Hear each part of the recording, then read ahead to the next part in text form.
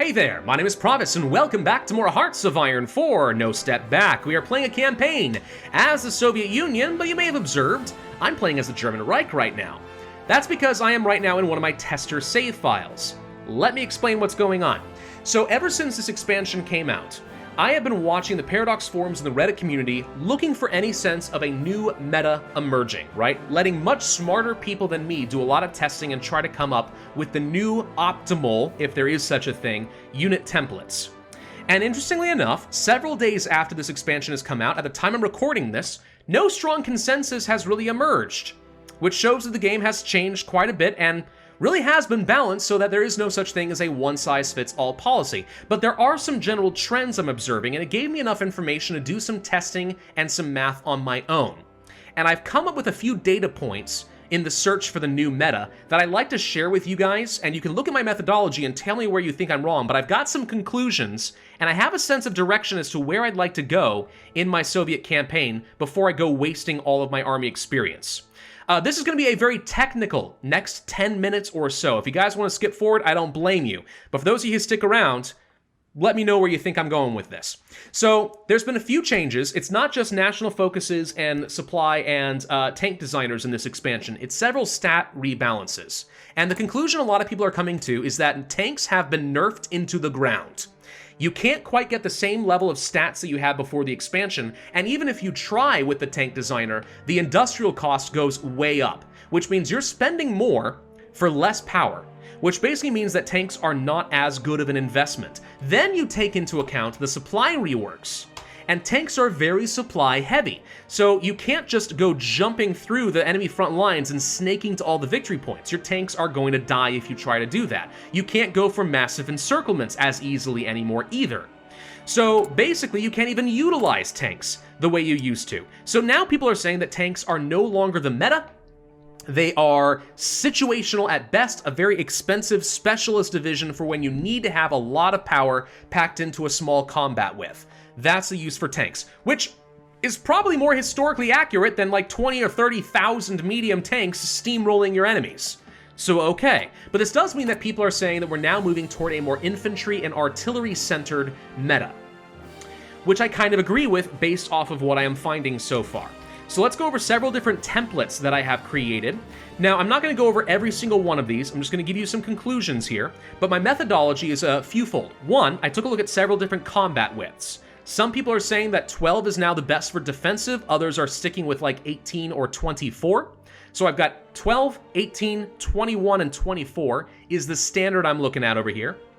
And then I've got some tank divisions, and I've got some combined arms divisions to do a few stat comparisons. Now, when it comes to defensive armies, I'm still assuming that pure infantry is going to be the most cost-efficient way of getting lots of defense and lots of organization. These are the two stats you probably care about the most. Yes, if you wanted to, you could invest in motorized or mechanized to get some extra armor, and some hardness value, which does increase their survivability, but it's more expensive. If you want something cheap, pure infantry is the best way to go. Is 12 combat width the best? I don't know, but it seems to work for most situations pretty well.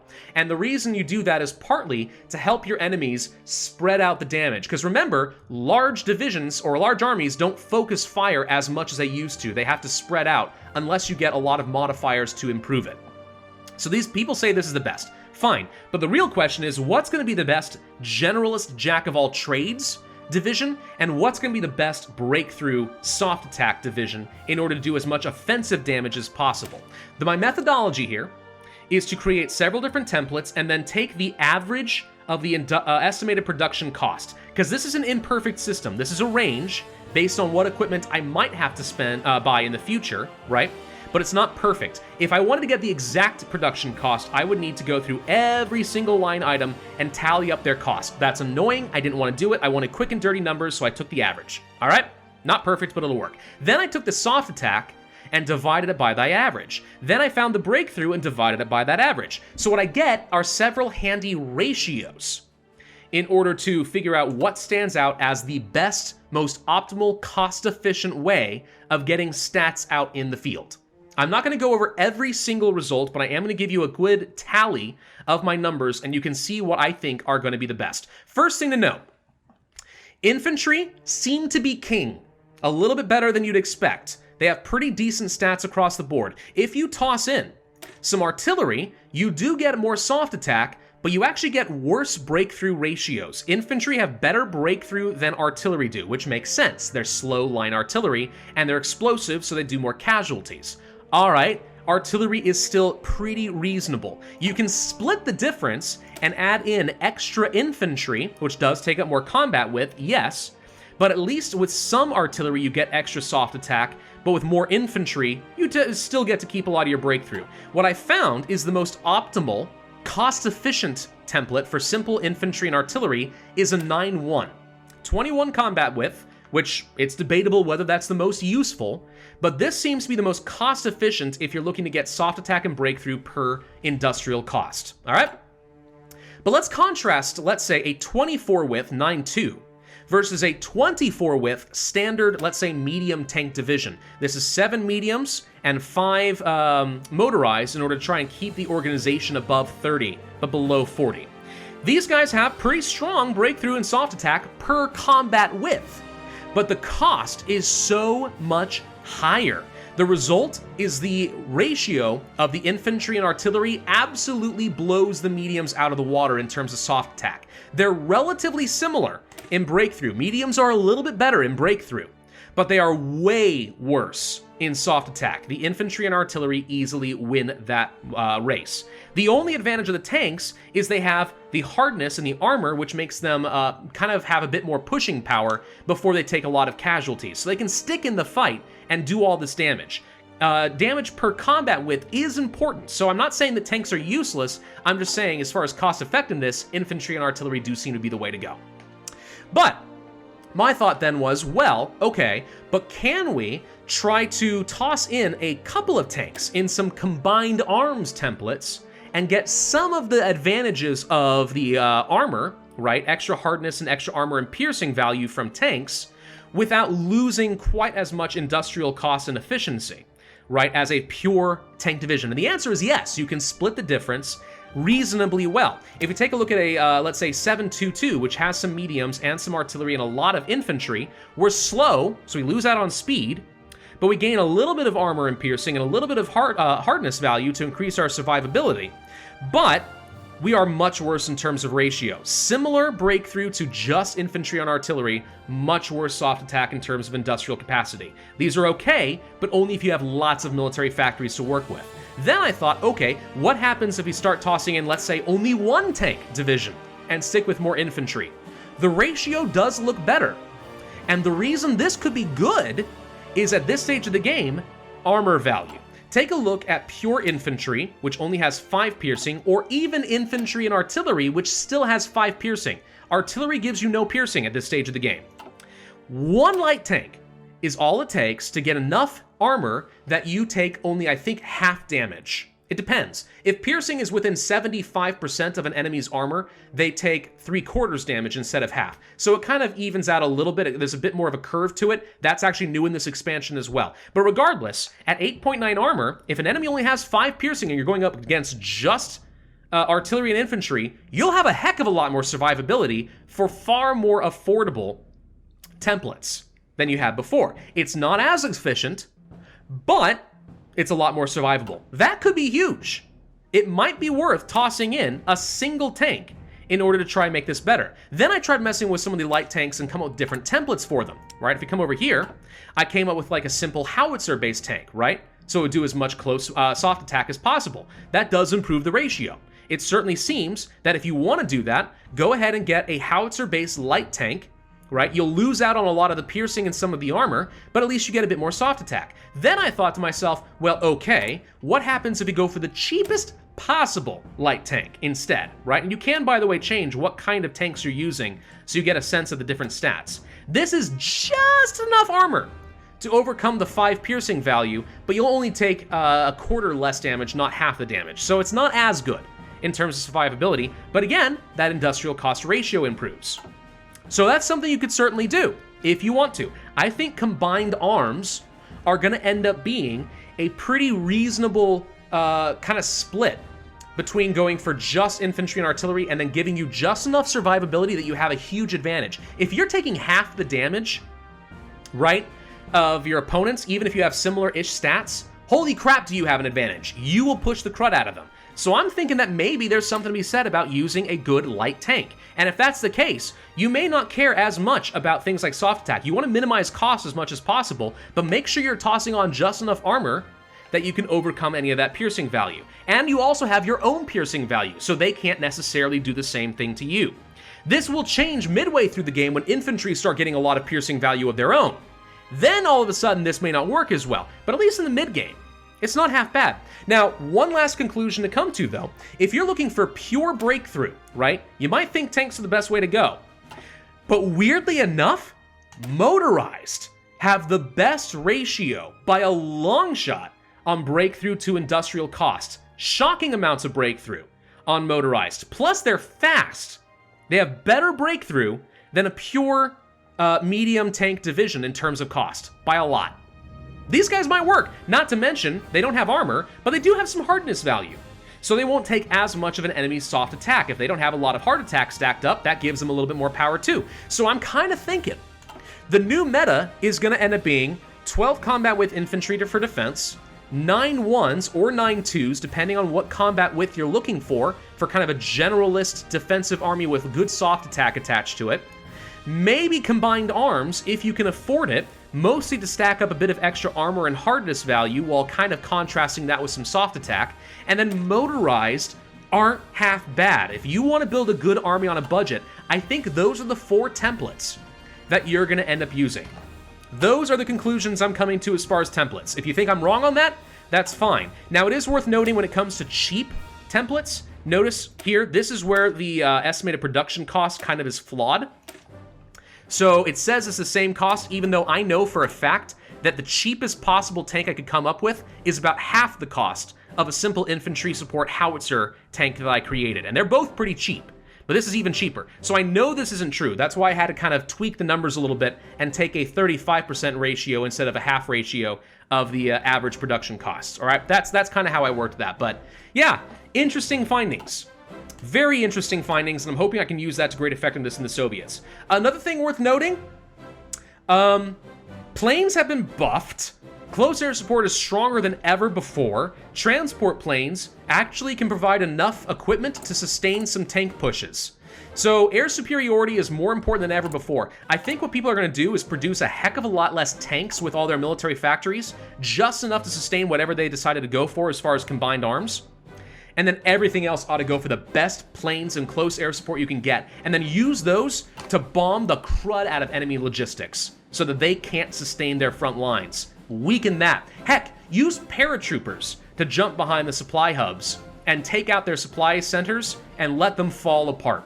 That could also be the new meta. I think air support is huge, tanks are less important, and they have their uses, but generally speaking, you want to go for cheap, heavily armored tanks to give your infantry and artillery as much pushing power as possible.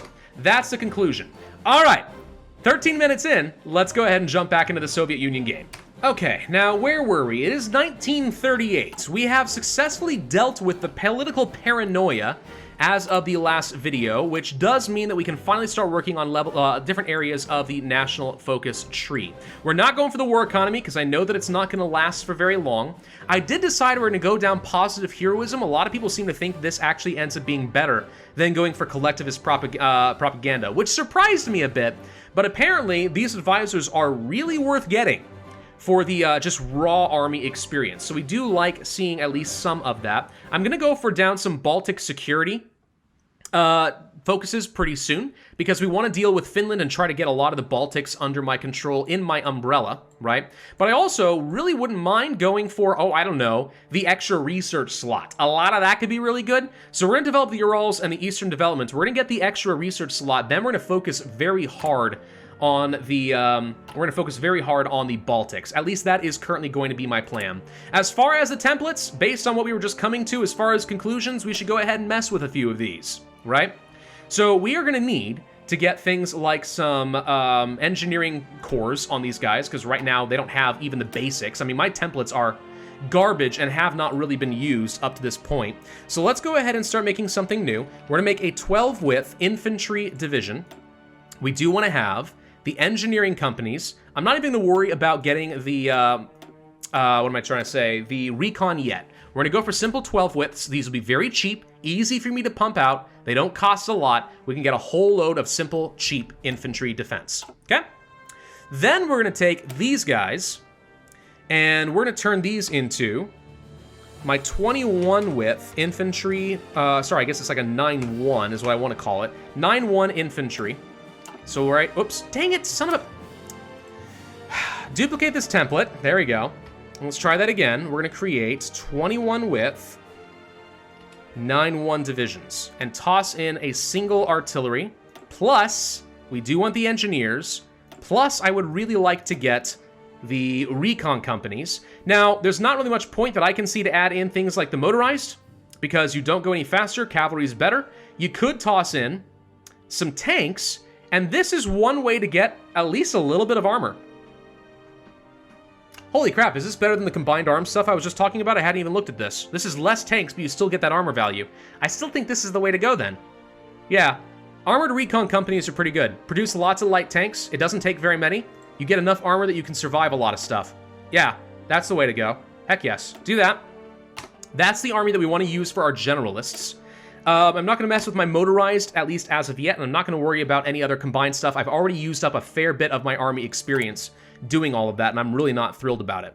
All right, as far as my light tanks, so these are my current chassis. We do have a small cannon. I could make these cheaper so we can start producing a lot more of them. I'm thinking we go ahead and attach like a simple heavy machine gun. Very cheap, nothing exciting here. Actually, can we duplicate this template? I have to create a new template? I don't want to do that. All right, heavy machine gun. Holy crap, that's way more armor than I need. All right, forget this. I'm going to spend more army experience than I'm used to. Let's go for improved light chassis. Here we go. Small armaments, heavy machine guns. I do think that a one-man is the cheapest. A little extra breakthrough is nice, but I'm going for cheap here. So we'll stick with this. And you actually don't get any penalties for a one-man turret if you only have a machine gun on here. Non-tracked, I don't think I want because that weakens it a lot. Bogey suspension is probably the cheapest way to go. Riveted armor makes these cheaper, but I do like that armor value, so I think I'll accept a little bit more cost here and go for the welded armor. And then we want to go for a diesel engine for a lot of reliability. It's not fast, but we don't care. This should be fine. And then I can go ahead and toss on some extra armor, which does increase production cost, I know, but it goes down to 4.2 max speed, and we get more armor value out of this. Now I'm wondering, let's see, hang on. 9 production cost and 27 armor. If I went back to riveted, that's 18 armor. Let me just check something.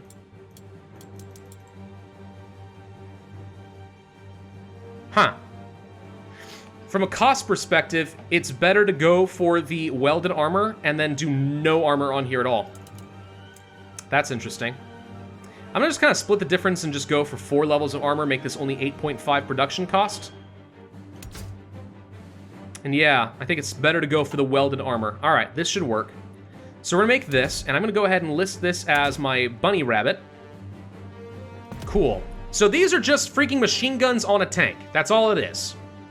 Really nothing else. Pull back on this. Let's go ahead and start producing these tanks. And I'm gonna go ahead and make these a higher priority. Let's pull back some factories here. I'm not gonna get rid of this entirely, because right now I do still have some light tank divisions that are using these, though we're probably gonna start phasing these out. But we can at least start producing what I want. And then we can go back to this template with the 9-1s. Can I specify what tanks to use? Yes. Update that so they use the machine gun ones only to try and minimize the cost. And let's do a quick contrast in those tanks here. So notice that these tanks are way cheaper than the big ones, but they do exactly what I want them to do. All right, I think that'll work. I mean, maybe, I don't know. This is a lot of time spent doing absolutely nothing. But we've got to learn how to play this game, don't we? Come on, we got to figure it out. What else do I want to work on? It is 1938. We could start working on some radio and stuff. Not going to worry about that. We've already got some upgrades to close air support. I will want to start producing some of those. Better artillery will be very good for me. Weirdly enough, by the way, it seems that going for simple light tanks is a way to go down to modern. We don't even have to focus anymore on mediums. I regret going for the mediums because I don't think I'm going to use them. I don't even think that I need to go for things like armor skirts because we're not going to go for armor 10 value and above, are we? Yeah, we don't need to worry about any of that. Let's see, 1938, probably should go ahead and start working on getting basic things like some extra defense and breakthrough and some soft attack. We'll go ahead and start working on those next. Those seem pretty reasonable. And then a theorists.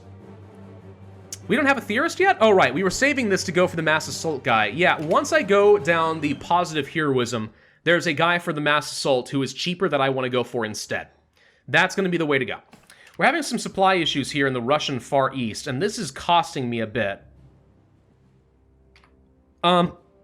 Yeah.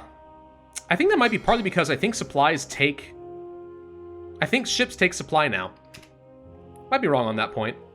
It's a pretty bad amount of supply loss, some attrition here, but it's not that bad. I think we live with it for now. Weirdly enough, we already have 9-1 divisions. I do?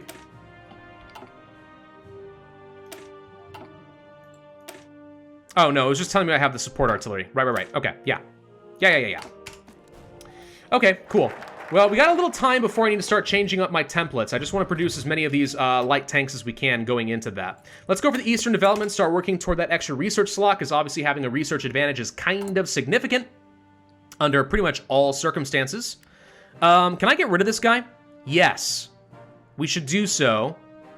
Popular figurehead for more stability could be good. Trains? Trains are something I have not been producing, and we should. Gosh, it seems like all these guys from the NKVD are terrible. Yeah, let's go for the popular figurehead instead. And let's just improve my stability straight up. That's going to get me a little bit of extra political power gain. It's going to reduce my consumer goods, and it's going to get me more factory output. Getting rid of that guy who is just causing a lot of issues just makes sense to me. I have no use for him. None whatsoever. Planes, yes, close air support, I agree.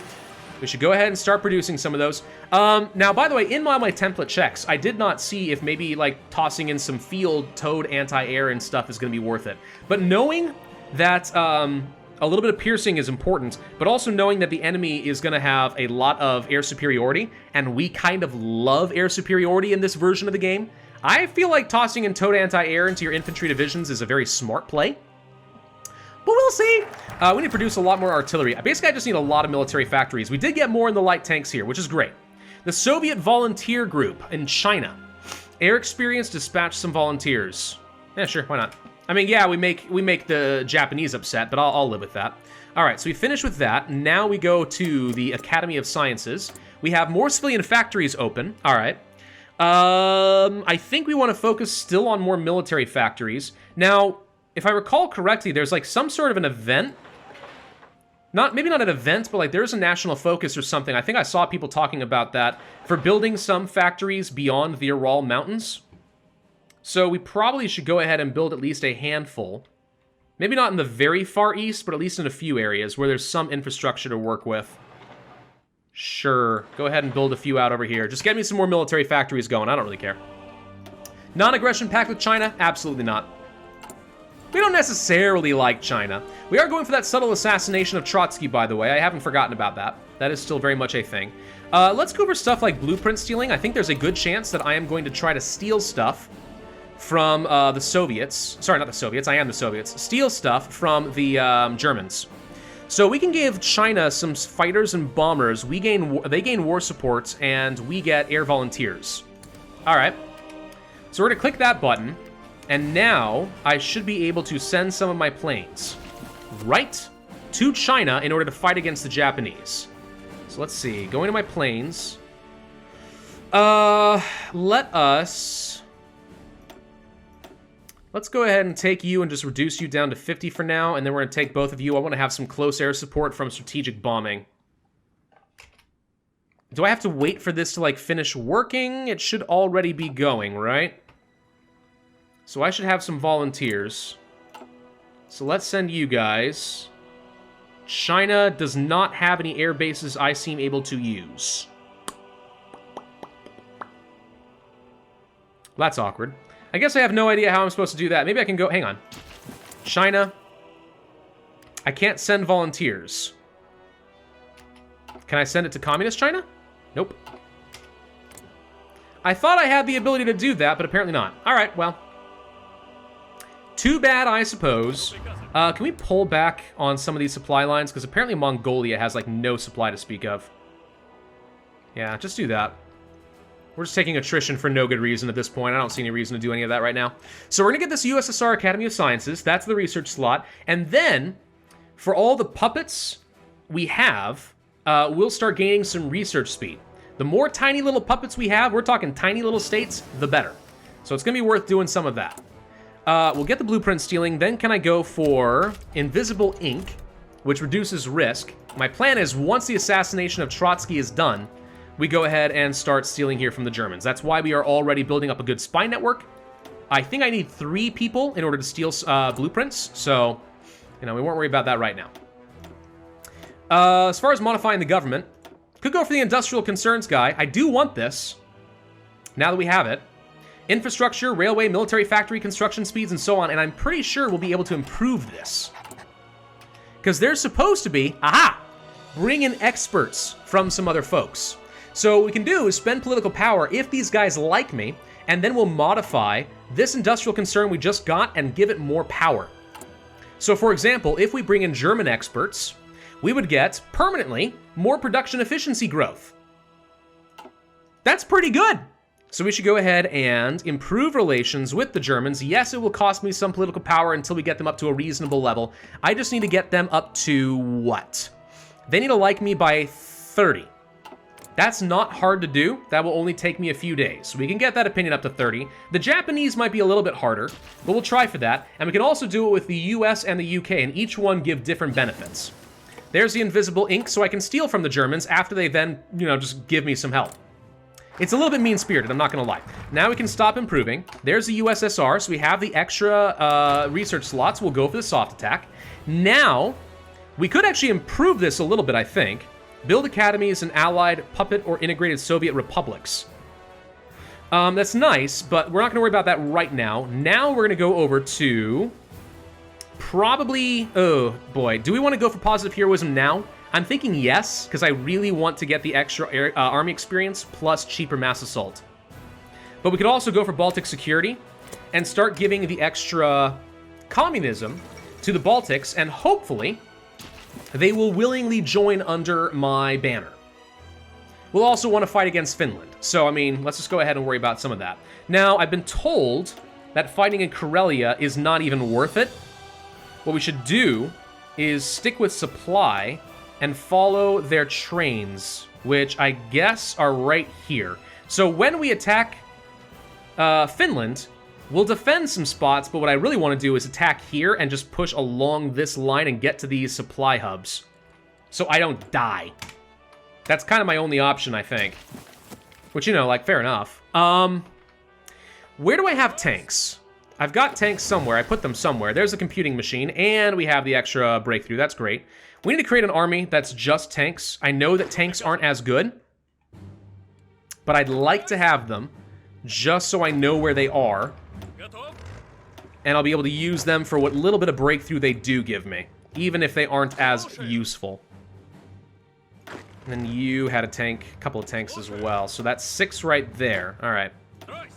Put you under this guy, and then let's go ahead and get a general. I guess you'll do fine. And then, yeah, let's go ahead and put them along here. Now, that said, I think we're going to find ourselves with some trouble as far as supply if we get over here.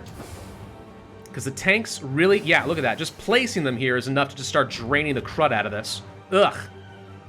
Tanks hurt, dude. Even in Leningrad, the tanks hurt. All right, research. What do we want? Let's see. It is 1939. We're going to go for construction and factory output. Raw factory output, because I need as many of everything as is possible. As much as everything we can get. That's all we care about. What kind of traits can you get, by the way? Panzer experts. Oh, that's not bad. Combined arms, very good with motorized. If we're going to go for motorized for just the raw breakthrough for cost efficiency, which I probably should do. Oh, let's go for the German experts now, before this gets lost, and it takes 90 days for this to be done, and then we can go on to another one. There's Trotsky dead. Hey! All right, we got that purge. I get more stability and political power gain. Woo! I mean, some people are like, you just kill him for the memes, and I'm just like, frick no, you don't kill him for the memes. You kill him because it's worth a lot. All right, we want to infiltrate what? Probably the army for the Germans, I would think. So we'll go ahead and send both of you, I suppose. And once this is infiltrated, then we can steal blueprints. We could also potentially spy on the UK later and try to steal some of their glorious plane templates later. We'll see. There's the Baltic security. That's going to start giving these guys a bit of communist support. Now, the question is, do we go ahead and go for the claims on them immediately, or do we go for self-determination and then go for Finland? That's hard to say. Claims, as long as they don't get protected by the Allies, this is fine. If we respect this, we can promote them, but I don't know what that means. If we promote rallies, can we get them to then join peacefully? And I don't have to worry about the Allies? Or is this just a faster way to do this, and I can just take them and release them as puppets instead of allies within the Comintern? I'm not really sure how this works, because it doesn't really say. Well, we have to end this video anyway, because even though I spent a lot of time doing absolutely nothing, we covered a lot of ground and spent a lot of time on that. So I'm going to go ahead and end this video here. I hope you guys just appreciate what I'm trying to do as far as figure out these templates. I feel reasonably confident about what I'm discovering so far. If you guys have found any, like, obvious issues in what I've said, please let me know. If you think there are situationally better circumstances, please let me know. In the meantime, thank you all for watching. Hope you enjoyed. If so, then I would ask you to hit that like button, leave a comment, and subscribe, and I will see you guys next time.